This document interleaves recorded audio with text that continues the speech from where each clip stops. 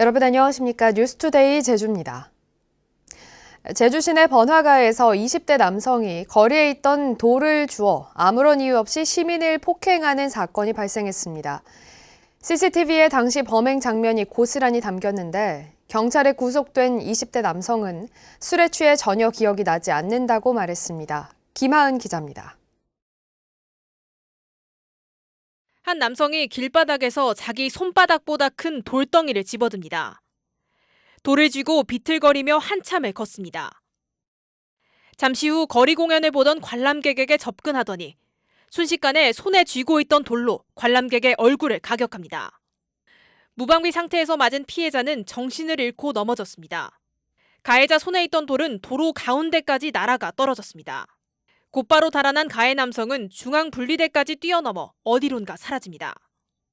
버스킹 공연을 관람 중이던 피해 남성은 돌에 맞은 뒤 그대로 찻길로 쓰러졌습니다. 치고 또 돌아서 그냥 막 도망가더라고. 그 한 대 맞은 아이는 길바닥에 자빠지고 아가씨랑 둘이 서 있었어, 남자아이가. 피해자인 20대 남성은 광대뼈가 부러지는 등 얼굴을 크게 다쳤습니다. 좌측 안면부에 깊은 열상이 있어서 외상센터로 환자 이송된 건입니다. 경찰은 주변 CCTV를 분석해 사건 발생 10시간 만에 가해자인 24살 남성을 긴급 체포했습니다. 이 남성은 피해자와 전혀 모르는 사이였고 범행 당시 만취 상태였다고 주장했습니다. 피의자는 술에 취해가지고 범행에 대한 기억이 전혀 없다고 진술을 하고 있습니다. 경찰은 가해자인 20대 남성을 특수상해 혐의로 구속하고 주치폭력범죄에 대해 엄정 대응하겠다고 밝혔습니다. 최근 4년간 제주에서 검거된 폭행 피의자 2만여 명 가운데 3분의 1은 술에 취한 주치폭력 사범이었습니다. MBC 뉴스 김하은입니다. 제주와 인천으로 가는 여객선이 엔진 이상으로 결항됐습니다. 첫 취항 이후 1년여 만에 벌써 5번째 고장인데 이용객들의 불편은 물론 물류에도 차질이 빚어지고 있습니다. 이따금 기자입니다. 제주항 여객선 운항 안내판, 인천행 카페리 여객선에 휴항 표시가 떠 있습니다. 지난 주말 결항된 비욘드 트러스트호의 운항 취소가 연장 조치된 겁니다. 비욘드 트러스트호는 주말인 지난 4일 저녁 7시 반 제주를 떠나 인천항으로 갈 예정이었지만 출발 시각을 2시간 넘도록 출항하지 못하다 결항됐습니다. 엔진 속도를 제어하는 조속기에 이상이 감지된 겁니다. 당시 배에는 승객 151명이 타고 있었는데 일부는 선내에서 하룻밤을 보낸 뒤 다른 교통편으로 제주를 떠나야 했습니다. 2시간 이상 배에 있다가 아무런 대처도 할 수 없게 해놓고 결항이라고 하니까는 사람들이 다들 난리가 났었죠.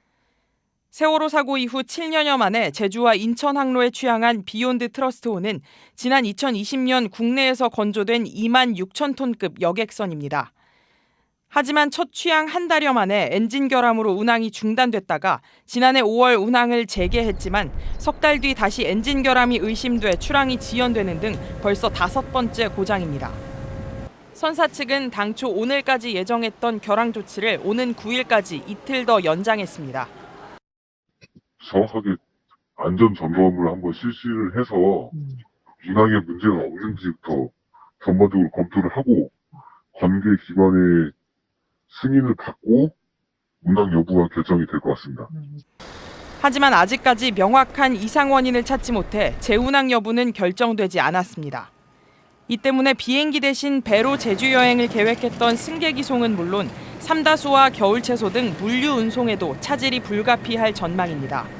여객선에 잦은 고장이 잇따르는 가운데 고장 원인을 밝히기 위한 철저한 재점검이 필요해 보입니다. MBC 뉴스 이따금입니다. 오영훈 지사가 지난달 옛 탐라대 부지에 연구소와 유망기업을 유치하겠다는 계획을 발표했는데요. 도의원들이 현장을 방문해 말뿐인 계획에 그쳐서는 안 된다며 제주도에 적극적인 대책을 요구했습니다. 송원일 기자입니다. 10년 넘게 방치되고 있는 서귀포시 하원동 옛 탐라대 부지. 이곳을 미래 성장 전략 거점으로 육성하겠다는 제주도의 계획을 점검하겠다며 도의회 행정자치위원회가 현장 방문에 나섰습니다. 도의원들은 그동안 해외 대학 유치 등 여러 방안이 추진됐지만 성과가 없었다며 말뿐인 계획에 그쳐서는 안 된다고 지적했습니다. 10여 년 이상 이렇게 됐는데 또 계획만 10여 년 이상 끌려가면 안 된다. 도에서도 전향적으로 적극적으로 좀 일에 속도를 낼 필요가 있을 것 같습니다.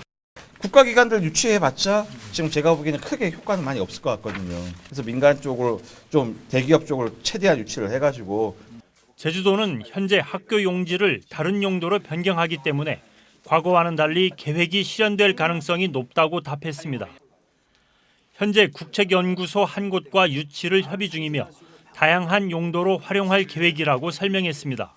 여러 가지 활용할 수 있는 곳이기 때문에 복합적으로 아마 돼야 될 것 같습니다. 이제 한 가지 목적만으로 들어오는 건 안 맞다.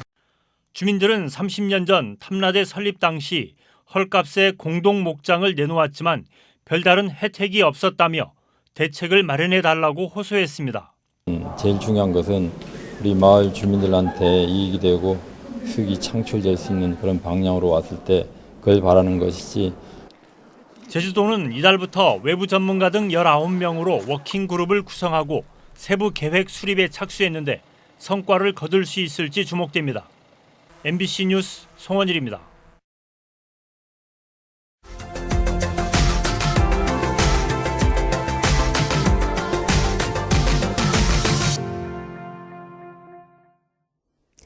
날씨와 계절에 상관없이 축구 경기를 할 수 있는 에어돔이 국내에서 처음으로 경주에 조성됐습니다.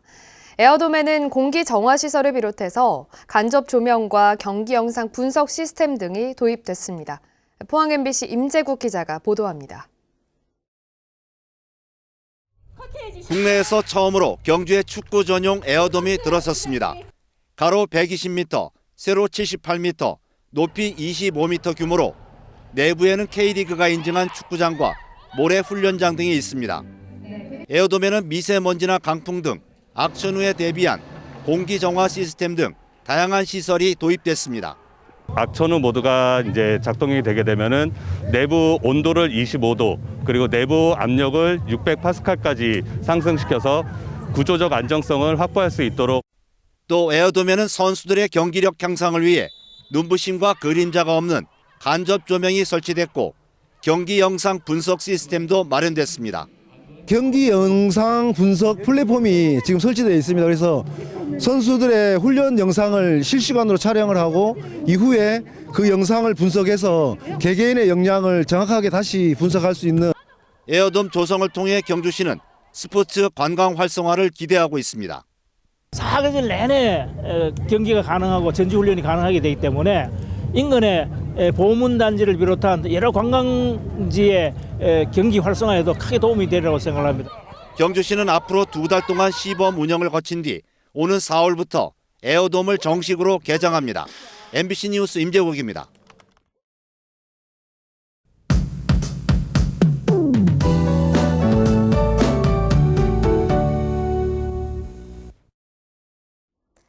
오늘 아침 하늘빛은 흐리지만 초봄처럼 포근하게 시작하고 있습니다. 제주는 기압골의 영향으로 아침까지 비가 가끔 오는 곳이 있겠는데요. 1mm 미만으로 비가 조금 오다가 그치겠습니다. 아침까지 제주 남쪽 해상을 지나는 저기압의 영향을 받다가 차차 벗어나겠는데요. 이 저기압이 일본 남쪽 해상으로 이동하면서 제주를 덮고 있는 두터운 구름대도 거치겠습니다. 오후부터는 제주 전 지역에서 맑은 하늘이 드러나겠습니다. 오늘도 국외 미세먼지와 대기 정체로 인해서 전국적으로 공기가 탁한데요. 제주는 동풍의 영향으로 미세먼지 농도 보통 정도를 보이겠습니다. 화요일 아침 현재 기온 어제보다 4도 이상 높게 시작하고 있습니다. 북부와 동부 지역 9도, 남부 지역 10도고요. 한라산 성판악은 3도 보이고 있습니다. 낮 최고 기온은 북부와 동부 지역 13도, 남부 지역 15도까지 올라 포근하겠습니다. 3월 중순에 해당하는 평년 기온을 보이겠습니다. 도서 지역도 오전까지 흐리다가 오후부터 맑아지겠고 마라도와 가파도는 낮 기온 14도까지 오르겠습니다. 바다의 물결은 제주 앞바다와 남해 서부 먼바다에서 1에서 2m로 잔잔하게 일겠고요. 제주 남쪽 먼바다로는 2에서 4m까지 물결이 매우 높게 일겠습니다. 제주 남쪽 바깥 먼바다에 발호 중인 풍랑특보는 오늘 밤에 해제되겠습니다. 이번 주에 또 비 소식이 있는데요. 다시 제주로 저기압이 다가오면서 모레 늦은 오후부터 금요일 사이에 비가 오겠습니다. 산지에는 눈과 비가 섞여 내릴 수 있겠습니다. 기상정보였습니다. 제주도가 최근 낙석 사고가 발생한 만장굴에 대해 해빙기가 끝나는 다음 달 중순까지 모니터링을 한 뒤 결과를 검토해 개방 시기를 결정하기로 했습니다. 제주도는 당초 다음 달 중순에 만장굴을 개방할 예정이었지만 문화재 위원들의 권고에 따라 개방 시기가 늦춰질 가능성이 크다고 밝혔습니다. 문화재 위원들은 만장굴의 가치 보존을 위해 시설물 설치는 지양하도록 해 그물망 등 안전시설 설치 여부도 추가로 논의될 예정입니다. 올겨울 이상 기온으로 꿀벌 폐사 피해가 잇따른 것으로 나타났습니다. 제주도에 따르면 지난해 12월부터 접수된 꿀벌 피해는 양봉농가 101군데에 7천여 군으로 최소 1억 마리 이상이 폐사한 것으로 추산되고 있습니다. 이는 11월에 따뜻한 날씨가 이어지자 외부에서 활동을 하던 꿀벌이 벌통으로 돌아오지 않았기 때문인데 제주도는 피해 확산을 막고 지원 계획도 마련할 계획입니다. 제주도의회 김경학 의장은 4.3 유족회 새 임원진과 면담을 갖고 4.3 후속 과제 해결에 협력하기로 했습니다. 4.3 유족회 김창범 신임 회장은 일반 재판 희생자의 재심과 유족들의 가족관계 문제 해결을 위해 도의회에 협조를 요청했고 김경학 의장은 도의회 4.3 특위를 중심으로 적극 지원하겠다고 답했습니다. 제주 출입국 외국인청은 외국인 여성을 불법 고용한 혐의로 유흥업소 대표를 검찰에 불구속 송치했습니다. 해당 대표는 지난달 12일 제주 시내 유흥업소에서 필리핀 국적 여성 5명을 고용해 영업하다 적발됐고 적발된 여성들은 불법 체류 신분으로 강제 퇴거 조치됐습니다.